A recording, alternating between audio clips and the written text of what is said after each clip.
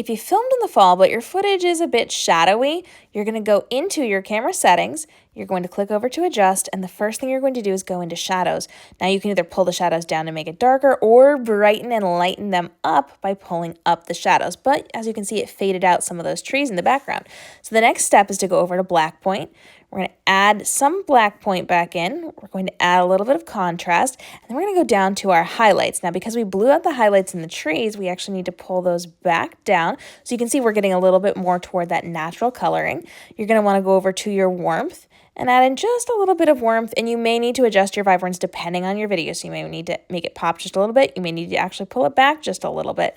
And then you're going to be able to come over to your brightness, add in a little bit of brightness. If you need to, you can change your exposure as well. Make that a little bit brighter so that as you are scrolling through this footage, it's going to meet your needs. Now, if it doesn't quite match what you're going to need, you can then go back in and you can adjust the highlights again. Maybe that makes it too green or too yellow. So you're going to come back over to vibrance and you're going to pull that back just a little bit. And you're going to then be able to, if you need to, sway those colorings with your tint. And you can just continue to adjust until you're happy with what you have.